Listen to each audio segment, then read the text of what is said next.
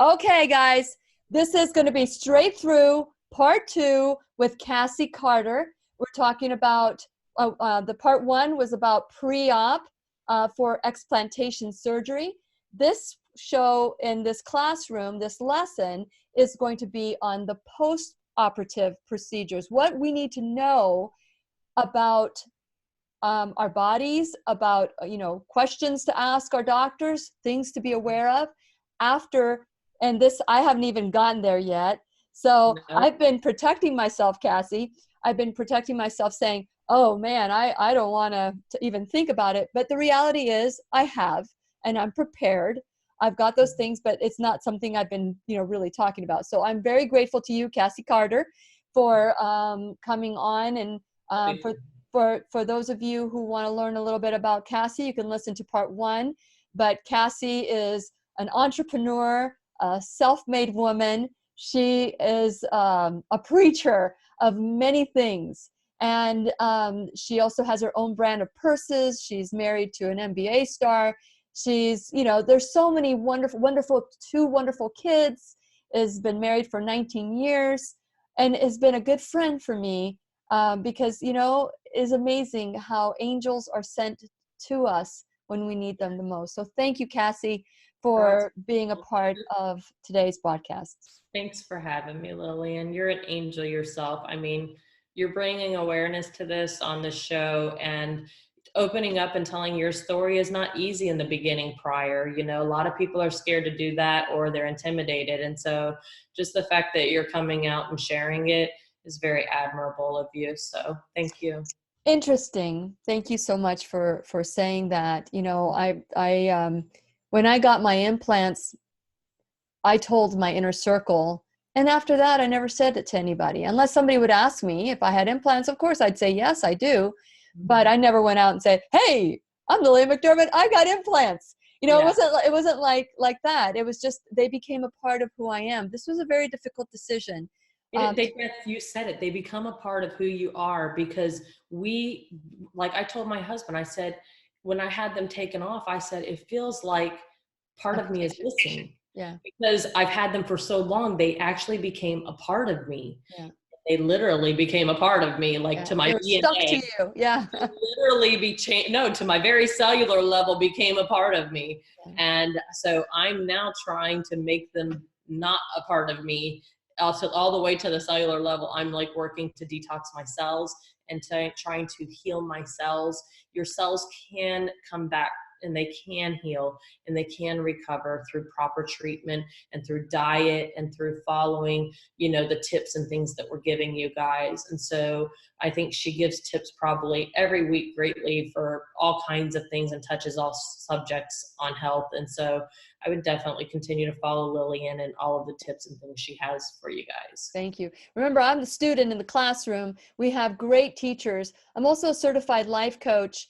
And once in a while, I'll do a lesson on, perspective. And let me tell you, everything I've learned, I've had to be a self-cleaning oven. We've got to be self-cleaning ovens, because when problems like this, and like I mentioned in the first part 1, when I went to the beach this morning and I shared it, it's part of it's on at Lillian's radio show here on Facebook.com. I walked to the beach because I thought I was going to get this glorious sunrise. Right. And what I got was a beautiful, thick cloud. Yeah. And you could see the light in the back. So check out the view today. The fact that you could see something like that past that, and that you could actually see the metaphor of it, because that's what you made a metaphor of it when you said, I looked at the cloud, but I didn't look at that as my life. I looked at the light behind it. Yeah. And that's exactly what I did. And even Dr. Fang, after my surgery, I was the most excited patient ever going in there. I had all of the people out there who were having surgery after, so excited for their surgeries. And she even came back to check on me a few times while I was in the post, recovery room. And she came out of surgery and checked on me a few times, made sure I was doing good. But I mean, it was just, honestly, it was an amazing experience to go through, just to see how much there are people that care out there about you. There are real doctors that care about you. Just find the right one for you that's going to fit for you, and make sure to follow their instructions to the T. We're giving you tips that work for patients. This is a patient, protocol. This is something that has worked for patients that we know. Different doctors do different things, but every patient that I've ever helped and done this with, they've all had great outcomes with it. And so this is why we're sharing this today. Yeah. And it's wonderful that we have this platform, that we can share. You went through it alone. I've gone through this journey. My research, again, very important. Do your research, find a doctor. I've waited 6 months for Dr. Rankin. He's in Jupiter, Florida. And that's how I was able to meet Cassie. Cassie, thank you so much for reaching out to me and extending your help and helping guide me, because up to that point, there wasn't a lot of people that understood. Not a lot of my friends anymore have implants. A lot of my friends that back then were getting implants. And I remember when I got my implants, 6 other women got their implants too, because, we kind of we're little packs. We all did the same thing, and all of my friends still have implants. Yeah. And I'm current autoimmune diseases as well, just so you know. Interesting, right? So I'm a part of this group now, and every single one of us has implants. And of course, I'm being very vocal about the fact that I did from the beginning. I'm having surgery on Friday. They know I'm having surgery. I've not said you need to take them out. This is a personal choice. There are people who don't have any symptoms, but the moment you start having symptoms, consider the possibility. And Cassie, unfortunately, was medicalized. If you listen to part 1, you'll be able to know what happened to her, because she goes into her story and her journey. And Cassie, I'm so sorry that you had to go through that. But because you went through that, step number 4 of taking responsibility is helping others go through it. So, finding purpose in your pain is the most important aspect that you have taken from this journey. Is no one is going to go through this without having me by their side. If they choose me, I'm there for anybody who needs me. All they have to do is send me a message and I will be there. And I get messages every day. So many people don't even know. It ranges sometimes from 3,000 to 5,000 DMs a day that I get. A lot of people don't know. I can't get through all of those DMs. It's really hard. I get through as many as I can. And I have so many that were even on my page a year ago. I shut my Instagram down a year ago. My Instagram is Purse Dreams with a Z on the end, and you can follow my journey and the things that I've been doing. And I share a lot on there as well, but it's just spelled Purse and then Dreams with a Z on the end instead of Instagram. But basically, I get so many DMs a day on there since I opened it back up, and so many women telling me, last year you told me, about your journey, and now I know that's what's caused my problem. So I took mine out. Now I have my life back. Or I'm getting messages telling me I was going to get implants. I put my deposit down. I changed my mind. I got my deposit back now. So it's a matter of speaking up and being vocal and saying, look, you are going to have problems with these. And some people think it's just a matter of, oh, they're just having problems with it. No, it's not a matter of if, as I said, it's a matter of when, because you are putting heavy metals that don't belong, toxicity, mycotoxin, biotoxins, things that don't belong in a human body. And when we have a bacterial thing, which our body is naturally equipped to deal with in this earth, and we put something foreign in our body, it's fighting a battle it was never meant to fight. So it can't go and fight those bacterial infections and the viral infections like it should.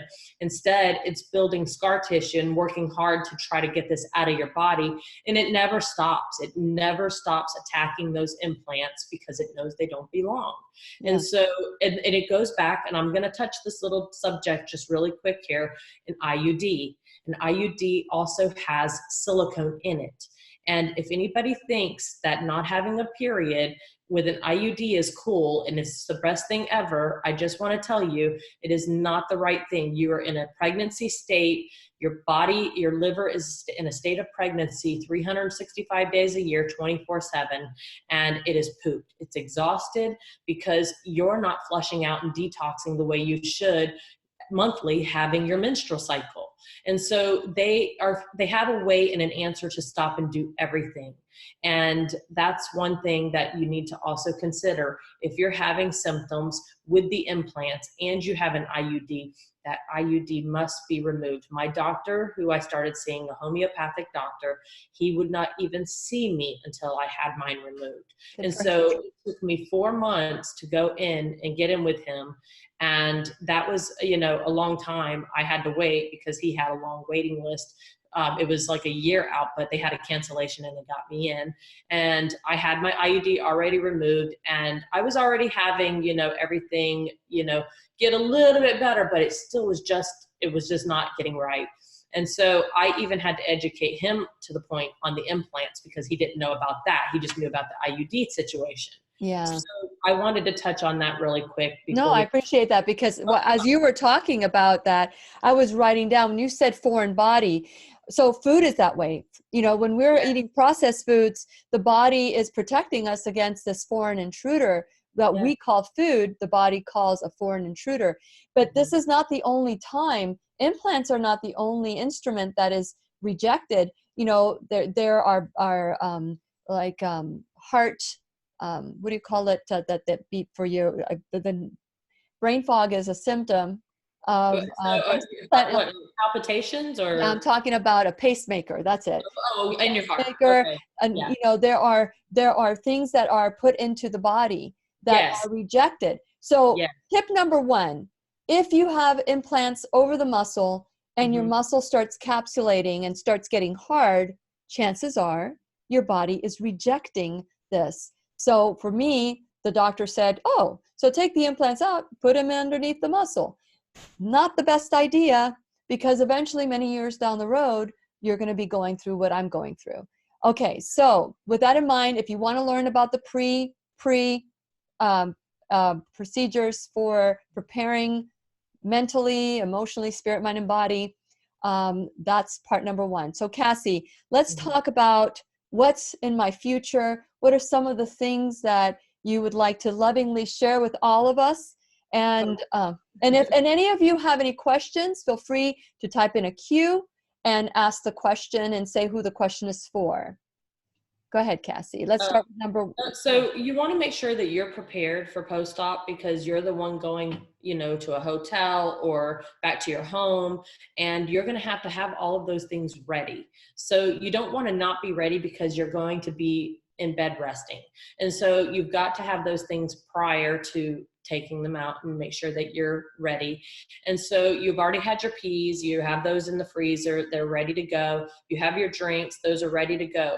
So when you're going into your post-op, you're going to make sure that when you're coming out of surgery, they're going to have you bandaged in an ACE wrap, and then they're going to put a bra over you. It's a medical bra.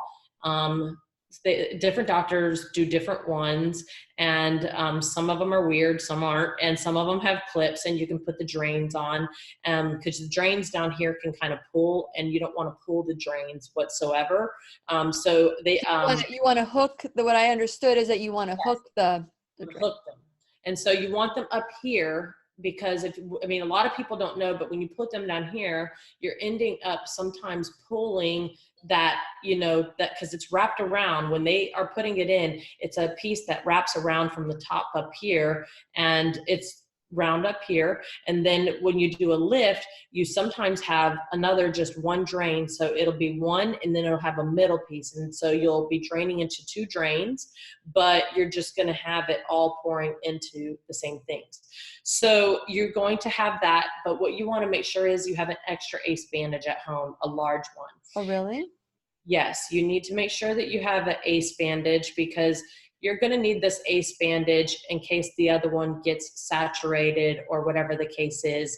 You want to just make sure you have that on hand, but you want to wrap from the top, have somebody do it for you, because you can't lift your arms. Yeah. So they're going to have to wrap you from the top down. So think about a mummy and think about how tight they're wrapped. That's how tight you want to be wrapped, because you are pressing your natural breast tissue back to its original place where it belongs, and that is against your ribcage wall, not the breast implant. So if you notice a picture of the implant and then your breast tissue and it's behind the muscle, and then all of your body's here with that, it's the implant's attached to with all of your organs here. And so you have this breast tissue here, and this breast tissue, the implant comes out this way, they're taking it out, and if you do a lift, so you're going and you want that tissue pressed back against this. And so you need to have that tightly wrapped with an ACE bandage. And it's very important that you stay wrapped from anywhere from, 5 to 7 days. I highly recommend, sticking it out for 5 to 7 days. I stuck it out and it worked perfectly for me. They don't come off, like you can unwrap it if you feel like you need a breather sometimes, but try your best not to take it off and leave it on. And then the bra, you're going to wear over the ACE bandage. And what you're going to do is you're going to put a t-shirt on. I found to be the best answer. There's a couple ways, a couple things that people do. A lot of people aren't even told. They just say, keep your arms down is what they're told. Yeah. But they don't know that there's a trick to this. And the trick, and the greatest trick ever, is a t-shirt. Yeah. And so I found the t-shirt to be the easiest thing. They told me to wrap a scarf around me and tie it around my shoulders, because I was like, I know I might forget to lift my arms. Yeah, sometimes I like to sleep with my arm up here. I find that was my concern, is the sleeping part. And so I was thinking, what if I'm sleeping and I wake up and my arm's up on my head or wherever? And so what I did was I put a t-shirt on with my arms inside of it to remind. So just the neck. So you have whoever is watching you, put that over so it'll hold. So I've got my t-shirt in my bag. Yeah. Well, so your t-shirt, yes, for the hotel. So when you like are at the hospital, when you get back to your room, because you're going to wear something with a zip up for easy surgical purposes. So you want to make sure when you go in that you're going into, the surgical facility with a zip up, something easy, zip up and zip down, because your arms are going to be on your side and they're going to be trying to fit it back on you while you're, in the hospital room or surgical room. They're going to be trying to put it back on you, and they need to be able to do that. And they can't just do, like a whole hard bodysuit. So you've got to have something zipping. I actually have like these Asian, like little things where it's a pajama set, and it's pants that you pull up with a tie, but it has like it just wraps, and it has a little tie string here. Worked perfectly for me. So if you have a shirt that you can just like do over like that with a little tie, that works. Or, a Walmart, Target, Victoria's Secret pink jackets, just slip it up. You don't even need to wear a t-shirt under it. I mean, it's not a day to go look beautiful. And so you're coming out beautiful, but you are going in there to get your life and beauty back and health back. So, you're going to go in there with something to zip up, but the t-shirt is the best thing given. It is like, it saved me from lifting my arms, because I would have lifted them every day. I loved it. It's like it's like we do that with our infants. We do that with our infants, and we wrap them up in a little papoose or whatever you call it, and we swaddle them. So that's where we get to do that ourselves. So number 2 in your post-op is rest, rest, rest, which I am planning. Yes. And so a lot of people don't know how to rest. All they know how to do is go, go, go, because that's what we're told in society. That's what was being trained. It's mentally being trained into us through social media, through music, through everything. It's all about rush, rush, rush. Everything's got to hurry. And, good things take time, and proper healings take time. And these surgeons that go in that do the explants, one thing you also need to know is they do a nerve block. And the nerve block is actually going to numb, it's going to numb your entire area for 24 hours minimum. And mine lasted 48 hours. She did an extended nerve block on me, and it lasts a long time to where you don't have any pain in the area whatsoever. And so I didn't have any pain in the area whatsoever because of the nerve block. And so I was able to rest And what you do is, it's so crucial, because healing, the best thing you could do for healing is rest. And what you want to do is rest as much as you possibly can. But in the middle of the resting, you have to keep in mind, you don't want any blood clotting issues, and you have to make sure every 3 to 4 hours, somebody's going to make sure you get up and move around and walk around as much as you possibly can, only for 5 minutes, and just go back and lay down, but just to keep the blood flowing from the top of your head to the soles of your feet, just to keep the blood flowing and moving, and then go back and lay down and rest more and rest. And you're going to do that, and you're going to really need to focus on doing that for a whole week minimum. You really need to rest. And I can't, I mean, that's one of the biggest things I can emphasize for you for your healing is resting. Well, I'm taking that to heart. I've got, 2 weeks that I'm taking off. The first week, and it's basically, I've got my husband who's going to be my other angel taking care of me. And so yes, that's one thing that I've been working like a maniac on a mission in the last month, 2 weeks, or because it was with me, it was any day I could be moved up on the list, but it doesn't always happen that way, right? So some of these lists are getting out 2 years long, which a lot of women don't understand. I mean, it's these things are going to be coming off the market soon, ladies. Well, we're hoping. It's coming, I mean, we already got one recalled, but it's just a matter of time. But it's just a matter of, whatever works for you and whatever doctor works for you, but find a proper doctor and make sure that you do your homework and make sure they have hospital rights, because you just don't want to go to any doctor that leaves scar tissue in and leaves you more sick and spending money and just causing you more problems down the road and having a second surgery. Yeah. And in the first part 1, I talked about the pre. One of the things is ask lots of questions, do lots of research, find groups. I love Dr. Rankin's Rock Stars and Dr. Dev's, and you learn from them. And these women they're not crazy money hungry women that had nothing better to do. Like my doctor depicted this mentality of people who had breast implant illness. These are women who are willing to share so that none of us have to go through. Social media has lots of benefits, and that's one of them, is that you are sharing information that's not being shared in the mainstream media. So to move on, if you have any questions, feel free to ask any questions. This is for all of us. For information, make sure you share this. If you're a part of a group, make sure I didn't even share it with Dr. Rankin's group, private group, but share this information with as many women and men as you possibly can, because it's important for men to know this as well. And getting silicone as well put in for quads, abs, anything. So they're also getting silicone put in, and so it really is detrimental that men and women alike, and also their wives and or their children, so it's important men understand this as well. Yes, thank you. That's very important too, because that's part of this, we have to understand that it's not just what's in the bag, it's the bag itself many times. So the bag itself has 40 plus neurotoxins, and many women who have breast implant illness have been diagnosed with many, autoimmune diseases. And so, of course, they're going to give them medication. And I believe, and Cassie, you and I talked the first time that you and I spoke on the phone, I said the difference between me and some of the women who are like flat in bed maybe is because they were medicalized, or maybe they were given medications because of the conditions they thought they had, when in fact, the breast implants put them over the edge because of the toxicity the body was trying to process. It was the underlying main problem.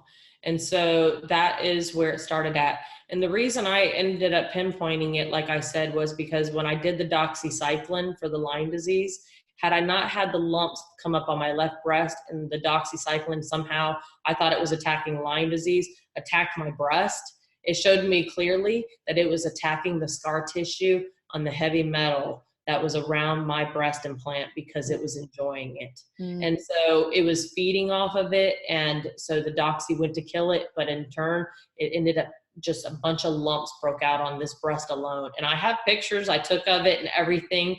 And that's when I knew. I said, I had to tell doctor, because I knew that Dr. Horowitz had no clue that I had breast implants, because, you know, we've only been chatting at that point, you know, from, you know, before we met face to face, we had only been chatting, you know, like through a lady in, who's his assistant in California, because he's a very, very busy man. Yes, So he is.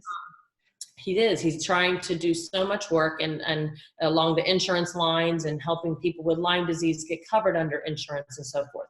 He's doing marvelous things in the world. And he saved my life. He's saved many other lives, and I can't thank him enough. So, yes. And by the way, you can find him, you know, he was just in the classroom as our teacher last week. So if you go to YouTube, or if you go to my videos at Lillian's radio show on Facebook, you will find his latest. He's updating us on what's going on. And we talked a little bit about breast implant illness as well. And he sends his regards as well, Cassie. Okay, so the next thing this is something I've done. No one's told me to do, but it's because I know I don't like sleeping on my back. I'm a side sleeper. And I do not like how I feel, like since the last poof of air that I experienced in the left breast, every time I'm on my side, it hurts. I mean, it felt like I had an elephant on my chest for about a month or so, but still, it still is hurting. And so in preparation for the explantation, I knew I can't lay on my side. So I started figuring out ways that I would be comfortable. So in the group, they mentioned the U-shaped pillow, and there's a C-shaped pillow. I bought it. It's not very expensive, probably like $30 or so. And so what I do is I had it the way it's designed, where it has the pillow on the top and then you're surrounded. But that doesn't work for me, because from the accident, I have the herniations, and I don't take any medication for that as well. So what I did was, after several weeks of trying different things, of laying on my back and feeling that being in papoose type of feeling, that cradling. It's hard. It's like a heavy weight on your chest. Right. I know, because I was in Colorado, the same feeling. I actually was doing it with my husband, and I was like pushing my implants, but they were making, when I went to a really high altitude in the mountains when we went skiing, and they started making this weird squishing noise. And I'd never experienced it, but I asked my husband, I said, why are my breasts doing that? And I said, the implants are making some squishing noise. It was the weirdest thing ever. And it's almost like what you're describing, but that pressure is what I started feeling. And then it was just like a hard squishing noise, like squish. And so it was like squish, squish, squish, squish. If I touched it when I was taking a shower, it was making weird squishing noises. So, but I could feel the pressure, you know, from being at that altitude. So I know that feeling. It is hard. And I even passed out when they had me on my back at the Mayo Clinic doing this breathing thing. I passed out because they're on your lungs, literally. They're physically in your lungs. Yes. And because when you lay on your side, of course, your breast is going to move a certain way. And all I kept seeing, you know, it's like, oh my God, I don't want to put any more pressure on these things, especially with a potential rupture. And for the last 2 years that I did not know about, but exacerbated symptoms. So I thought it was very important for me to find a comfortable way. Well, using the pillow this way just didn't do it for me. So what I did was, I woke up in the middle of the night and I thought, I'm going to turn it around. I'm going to use my pillow that I love, because it's shaped so that it is perfect for my head. And so what I did was I turned it this way.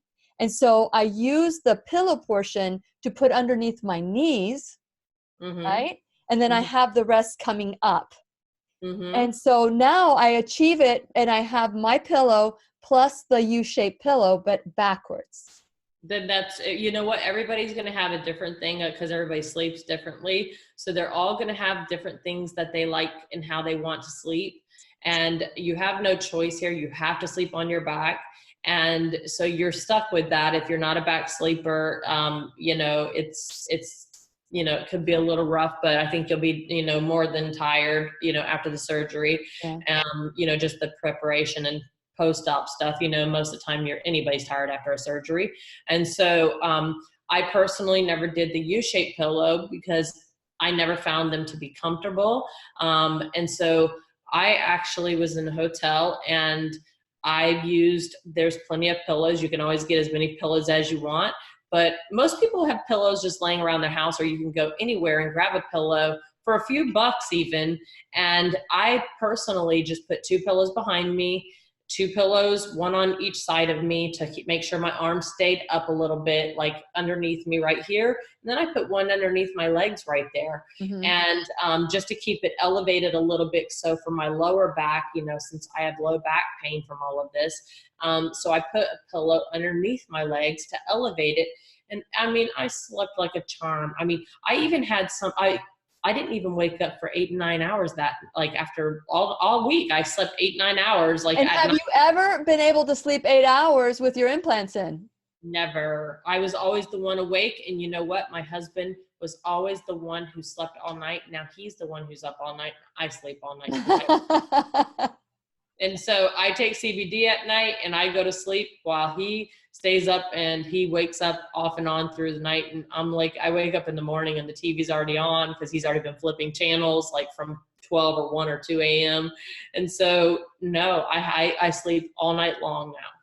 Very good. Very good. Okay. So moving right along. One of the tips that you have is a liver detox. Yes. And let's talk about that real quick.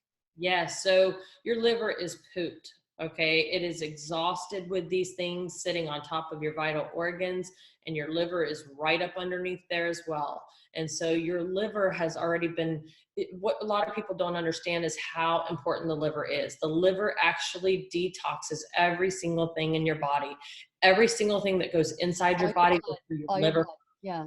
And so it goes through your liver, it gets processed there, and then it goes onwards through the rest of your system. So your liver is absolutely exhausted, full of heavy metals, full of different things it's been trying to get rid of that are clung to, like it's just trying to get rid of.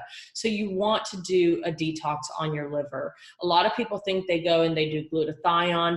I mean, you can become dependent, and you don't want your liver to become dependent on glutathione where it doesn't know how to function properly on its own. So it's good to do glutathione here and there, but there's other things that you can do that's just like electrolytes and things like that that are great too.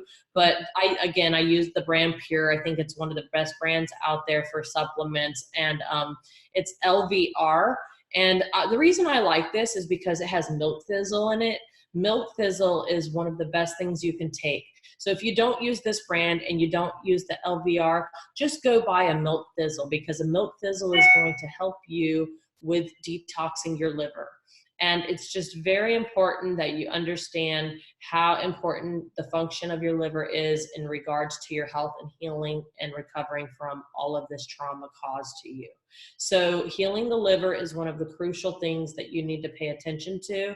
And healing it, my liver enzymes have been off and on. If I go on an antibiotic, say for instance, if I have a UTI, or whatever the scenario may be, because I had UTIs all the time with the implants. And so if I had a UTI, my liver enzymes would go off.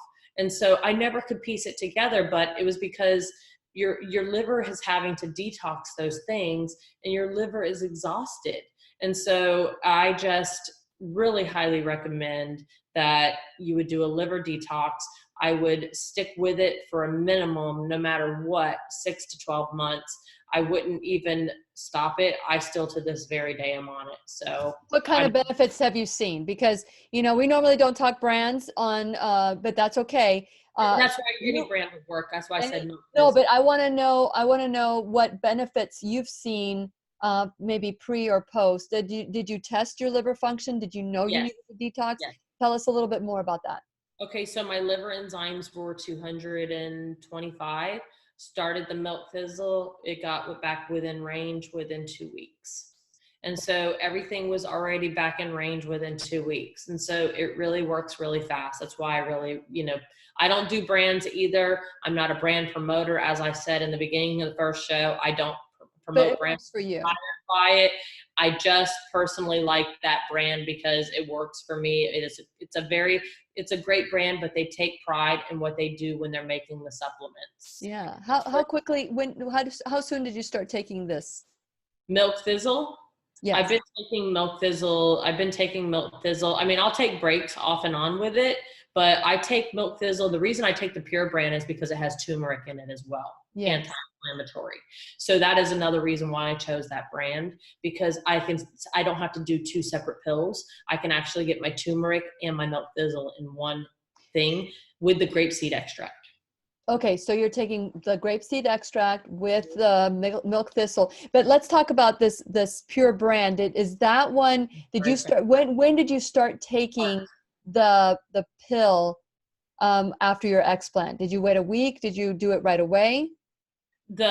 So you want to wait 2 weeks after surgery to start back any supplements, anything that your doctor. Follow your surgeon's protocols. I can't emphasize it enough, because they are the ones doing the surgery. They are the ones responsible for you. And it is important that you follow their post and pre-op protocols. But these are little tips just to give you, help along the way for things that some of these doctors don't know. And so it's things that we found out as patients and that we've learned as patients and shared amongst each other. And so we're sharing about a patient scenario and what's worked best for us, but the doctors don't know what works best for everybody because they are not explanting themselves. They're just doing the explant. Yeah. And so it's important though, not to do any supplements for 2 weeks. Your body is going to take a complete break from supplements for 2 weeks, unless your doctor tells you to take a certain supplement like arnica. You can take, whatever your doctor, everyone has a different protocol. Mm-hmm. I can't tell you, like I can say, Dr. Fang, personally, I had a list and I can show you here of do's and don'ts, things I can and cannot take post and prior. You're going to receive a paper like this. I wrote down my questions of what I can start and stop alongside of my page. Okay. These are things that you want to ask and do with your doctor prior to even arriving to your surgery date. You want to call at least 4 to 6 weeks prior, because some of these things need to stop 4 to 6 weeks prior.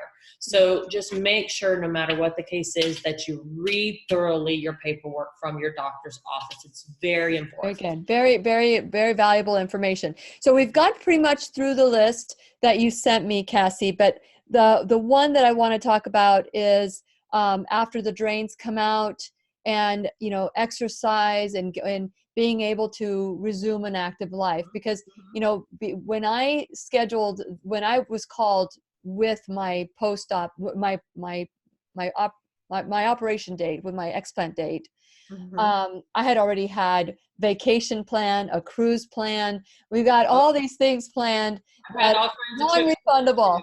Yep. So I'm a missionary, keep in mind. So I go over and dig water wells, and I build schools, and I do all sorts of stuff in India and Africa and Israel and the Middle East. I'm doing stuff all over the world, and all of that came to a complete halt. So these literally have not only affected me, but they have affected thousands of other people I cannot serve anymore because of what they did. Yeah. Yeah. So I'm now able to serve here in this way, and this is just as beneficial for me to help. Absolutely. I used to use a mic to sing a while ago, mm-hmm. and now I proclaim new truths in the classroom, so that we could all learn together. I'm still using the mic. It's just it's just changed the purpose of the mic. So when it came to when did you stop feeling pain? You talked about 1 week, give yourself 1 week of rest. What happens the second week once the drains come out and you have less than 20 cc?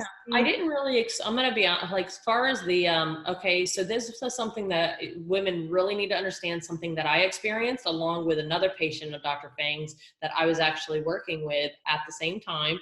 but it was a scenario where she had traveled and she had went overseas, and I stayed back home and I was feeling good. We went out to a concert over at my husband's job at the arena. They had a concert thing there. We were able to take our entire family to. And so we went over there, and I had on a very high-rise belt. And the belt, actually, I buy these things. By the way, they're you can buy them on Amazon, but they're like little silicone strips. And the doctor's going to tell you to always keep that bandage covered, because any friction whatsoever can break that wound open.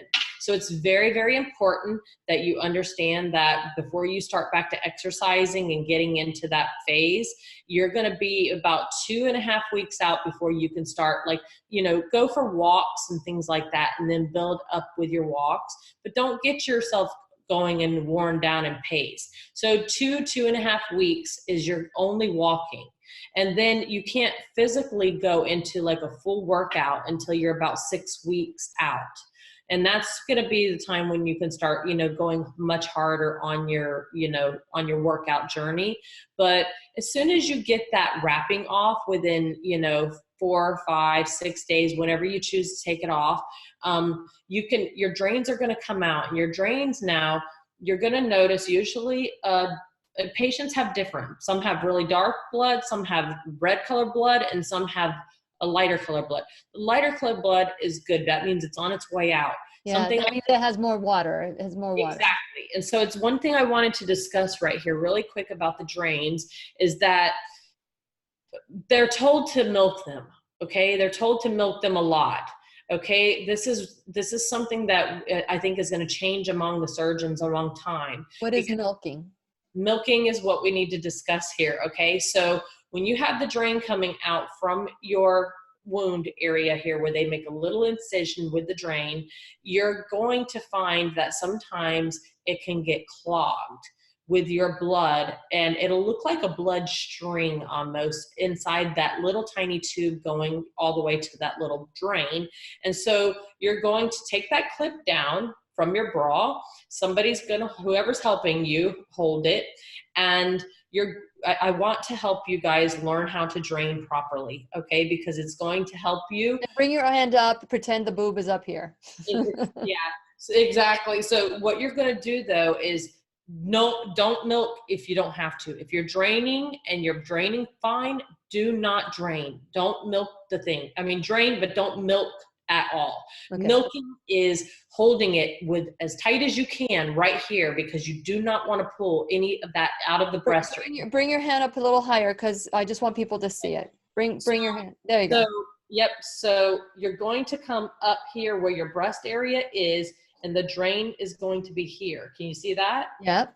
Okay. And you're going to hold it as tight as you possibly can. Okay. And you're going to squeeze hard and stretch it. It's going to stretch while you're pulling it because it's silicone, and you're going to stretch it all the way down, and you're going to see that stuff all start to come down into the drain thing. And then you're going to pour your stuff into your cup, and your drain is going to actually need your tightest fist on it, and you're going to drain it out, and you're going to have a couple drops usually left in that blood. Just make sure that you drain it out, and then you're going to have little alcohol wipes, and you need to take that little alcohol wipe and clean it each time you drain it in the tip. Mm-hmm. And then as you clean that tip of the drain, you close it really tightly with your fist, as tight as you can, no air in it, and then close the drain, and then clip it back up. So it'll be an empty drain. And then you want to make sure that you are 20 cc's on each side below before your doctor will be calling. The nurse will be calling you every 24 hours to check on you every morning. Usually they make their phone calls to check on you very early to see what your drain levels are. So our goal is to help you to get your drains out early. That is why, we're trying to do the post-op the way and the pre-op stuff. Mm-hmm. And it's to help you to get those drains out early so you can get your life back going, even hopefully a little speedier, and just, making sure that you do that properly. You don't want any mishaps. You don't want to pull the drain out because if you do that, I mean, it could be detrimental in another surgery. So you don't want, you know, hematomas and things like that occurring inside the breast area. So you've got to be careful to make sure, up here again, the drain is going to be here. You're going to pull it as tightly as you can. You're going to pinch it, and you're going to pull it as tightly as you can down all the way to the drain. And then once you see it down in there, that little stream kind of milking all its way down in there, and then you see that it's draining again, you're going to, at that point, dump your drain, clean it out with the alcohol wipe on the tip, close it as tightly with your fist. I mean, squeeze it with force, and then close it so it has no air whatsoever. Where is the drain? I mean, is the drain, do you pull the drain, the drain out? Yeah, it has a tiny little lid that comes off of it. Like Got it. It's a little thing like that. Okay, it's a little flap. Yep, it's a little flap that you're going to do. Yep, so, and then you're just going to clip it back on, and you're going to either go for your walk, or you're going to go in there and eat, or you're going to go back to bed, whichever you're feeling like at that time. Yeah. But you need to drain every 3 to 4 hours, whatever your doctor recommends you drain. I drained every 4 hours. So I thought every 4 hours, but you don't have to drain every 4 hours. If you sleep longer, don't get up to drain. Do not break your rest to drain. Don't set your alarm. Don't do any of that. It is not crucial that you get up and drain every 4 hours unless it's overflowing out of the thing, which is not very normal. I've never even heard of that, where, you know, people are usually always draining, you know, within 4 hours. But if you can sleep all night, if you can sleep several hours, do that. That is more important. And then do your drain. But every 4 hours is the time frame when you want to drain. Now, I knew when I slept overnight, mine were done in 48 hours. When you do drain overnight, you're going to write down the time you drained, what the drain was, and then you're going to add up for your nurse what the total of that drain was for the 24 hours from the time she called you the day before. Got it. So that is going to be how you drain, but no milking. It does not need to happen unless you are clogged, period. Don't drain. It's not necessary. It's just a holdup, and you could possibly pull your drain completely out if you pulled it the wrong way or did anything. Great show and tell. Okay, so what about bathing? Bathing, I've heard many women say you should get like low, you know, things to clean your body. You can't wash your hair. I got a great tip for you. Okay. Okay, you're gonna love it. A trash bag, a small trash bag.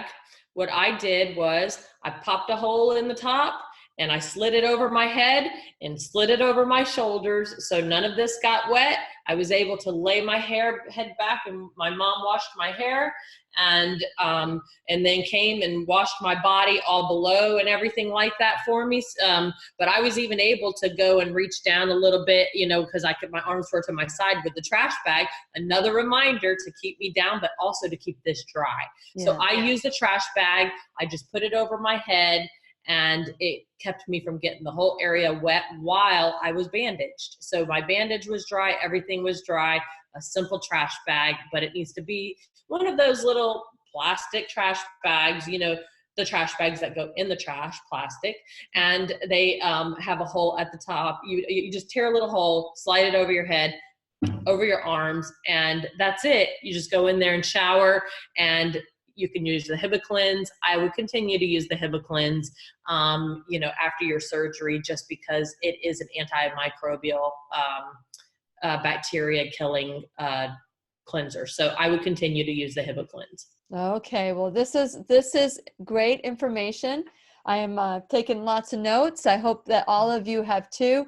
Cassie, before we say goodbye on part 2 of this pre-post-op marathon, is there anything that you would like to add?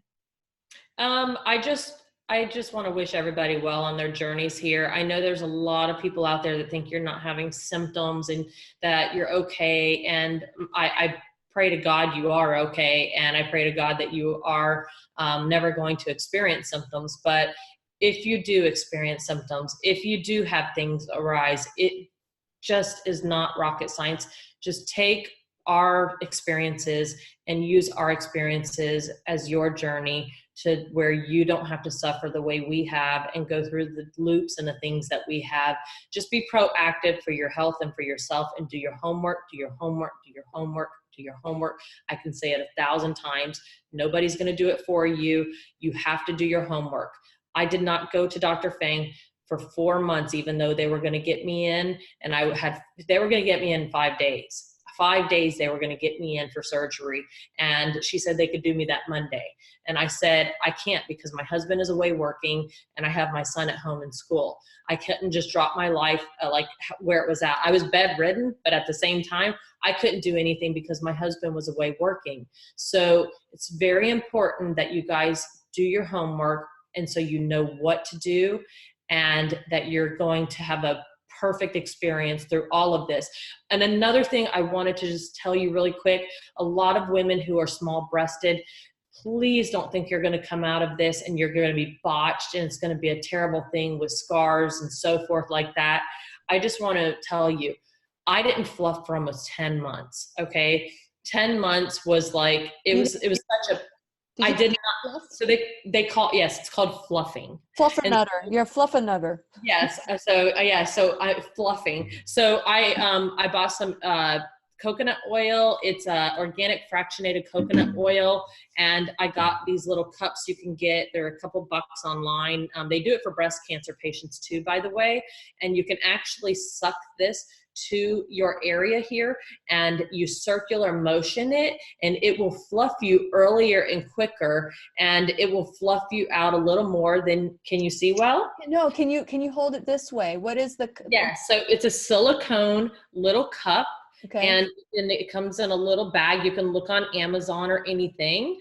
And basically what you do is, I mean, you're not going to start this right away, so you have time to get them, Lillian, don't worry.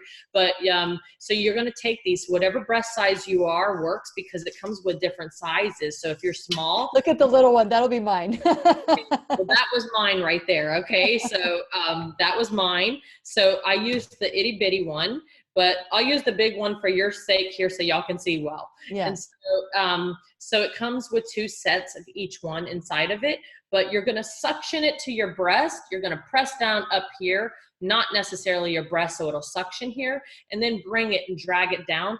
Do it in a circular motion all the way around your breast. Just do it until you're tired of doing it for a couple minutes. But do it with the fractionated coconut oil, organic, and it's going to suction and hold better. So you put the oil on top of your breast, and then you Yes. do massaging. Okay. Yes, and so this is going to help you fluff, and it's going to help you gain volume.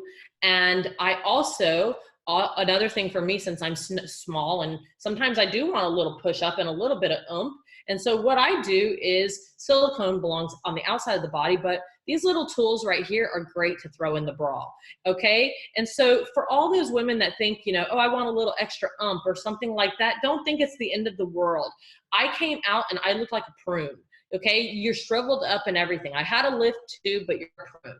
And so don't be scared when you see that. I have had a lot of women message me and they're like, I'm so scared. Oh my gosh, look at what I look like. Look, this is terrible. And then next thing you know, a few days later, they're like, oh my gosh, you were right. Look, and everything's changed. Yeah. So it's just a matter of you being strapped down to that and everything pushed.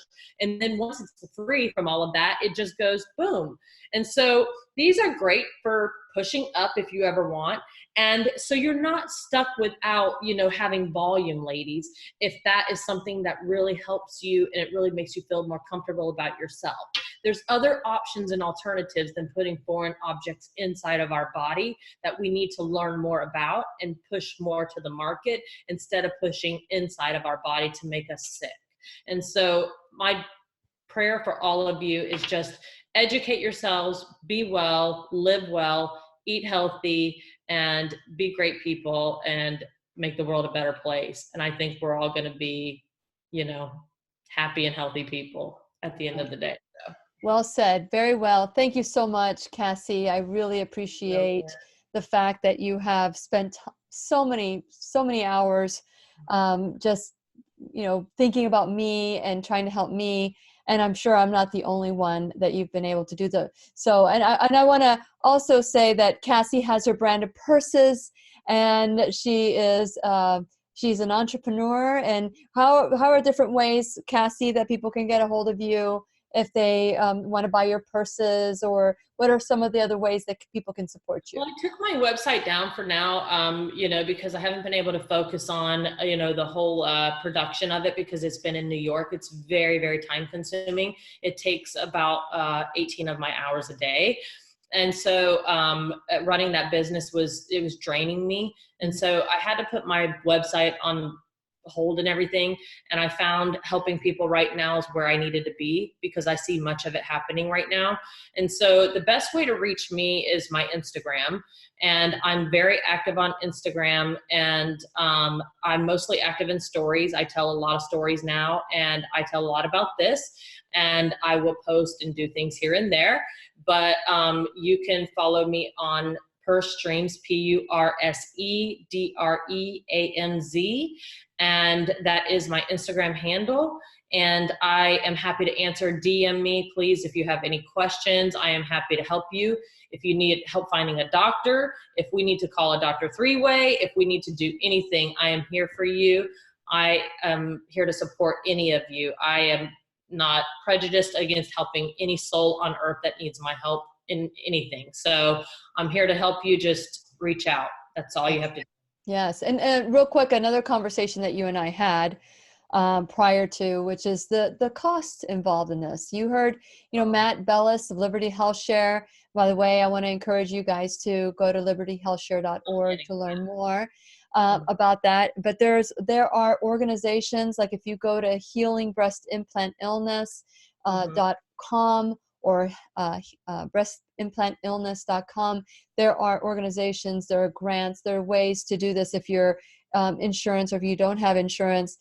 Be your own advocate. If you can call me or email me as well, because my main thing right now has been making sure that, that this paying for this medically necessary, make sure you get a letter of medical necessity. Yes. In Dr. Grable in Jacksonville, for Complementary Care Center, and he's a teacher on the show. He's a sponsor. He is absolutely willing to see you as well. It's well worth the visit. But find a doctor that will partner with you, that will advocate with you and say, this is medically necessary. So whatever insurance you have, or whether you reach out to any of these websites to find, financial help to help with this process, do so. Be your own advocate, because, treat yourself like you would treat a little 2-year-old. This is the time to love yourself, like with that little sweet voice when you see a 2-year-old and you say, oh my goodness, how are you today? That is exactly how we need to speak to ourselves. And again, I want to say one thing too, really quick, before we jump off here.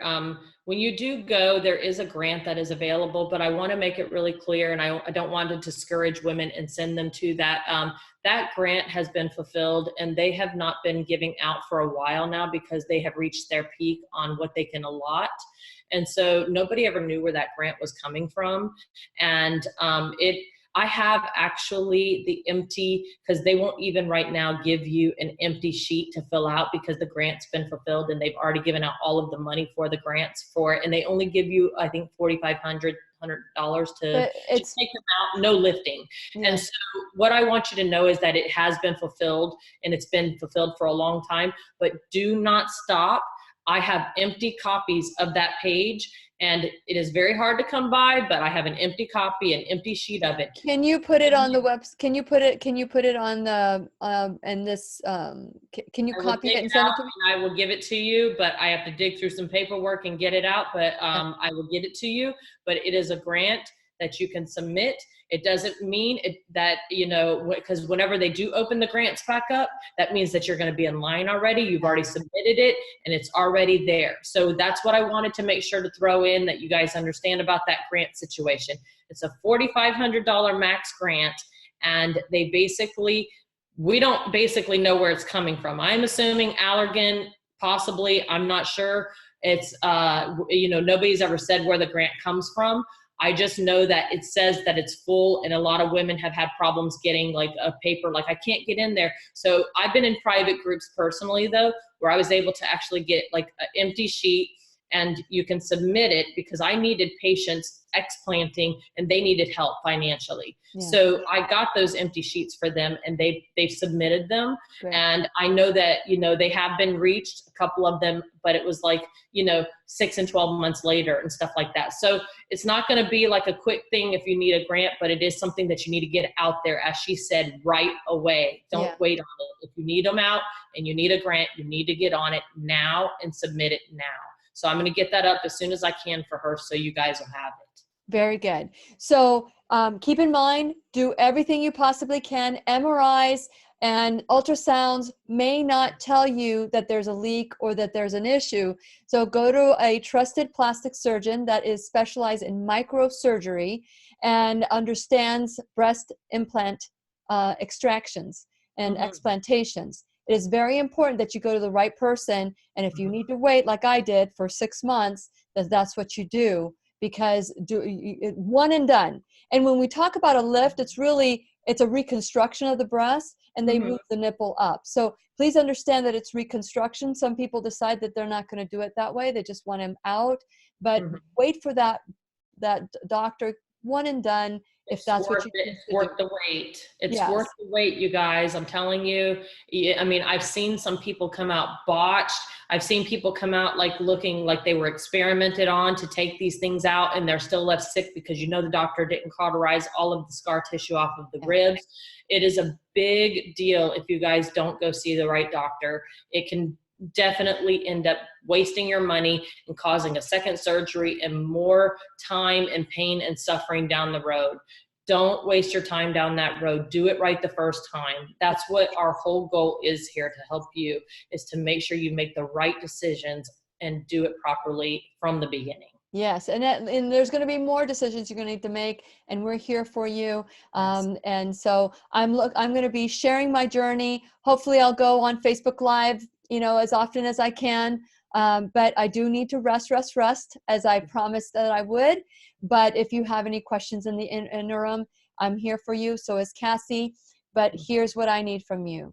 Week after week, I come and I give this information so that you can receive it and empower all of us. We want to be empowered. So I ask for your prayers, good wishes, for any positive energy. Those are like feeding my soul right now. Yes. So for everybody that is experiencing this, that thinks that they don't have it, maybe in the future they might find out they do, just hold them too at that high level, because we're in this together, and together we have strength in numbers. And let's not let any man shame us or any person shame us. And let's take a stand, and let's make the reverse A the new double D. Because that's right. That's right. Hey, I was a negative A, and you know what? I'll take a negative A with good health any day, all day week now, since my health crashed. And I realized the purpose of life is life itself. Correct. And so if we don't have health, we don't have wealth at all. That's right. You can buy as many things as you want. You can have the whole world in your hands, but if you have no health, you have nothing. And so your health is your wealth. And that is one thing that we need to cherish and hold on to with our dear lives, and take care of like a baby for the rest of our lives while we're in this tent that we're in while we're here on earth. And before you have anything surgically implanted, anything injected, anything, research it. Look at the ingredients, look at everything that's going into your body, because this is your vessel. This is your temple. And we need to treat it with the respect and love that our Creator created us with. That's right. That's right. With that in mind, we say goodbye. And the next time you see me, I'll be a new woman. Right, Cassie? Oh my gosh. Next time I you know what, honestly, next time I see you, I'm like, literally, it's going to be amazing. I'm just so excited. I'm excited for you. I feel like a little caterpillar that's going to get into her little t-shirt and her little cocoon, and I'm going to emerge a butterfly. So Look Well, out, world. Here I come. I'll be honest with you. You'll feel more like a mummy for a minute, but then you'll emerge from I'm your, all good. you're going to emerge from your tomb. I am a mummy to my kids, and I'll be I'll be happy with that. You know, whatever it takes. You know, the song that Meatloaf sang many years ago. You know, I would do anything for Love, love. There we go. I won't do that. And I won't do that. And so the question is today, what are you willing to do for health? What are yours? And I will say that a healthy person has 1,000 dreams, but a sick person has only one. And I wish you all health, wealth, unexpected abundance, and peace. This is Lillian McDermott and Cassie Carter wishing you all that and more till we meet again. Thank you, Miss Cassie. Of course. Love you. Love you. Okay, guys, it's time to say goodbye. We put in a double doozy here today. Yes, we did. Okay, so we're going to say goodbye. We're going to stop the stream. Thank you so much. Thank you for the love, the wishes, and share and help this classroom grow. Till we meet again. Bye, guys.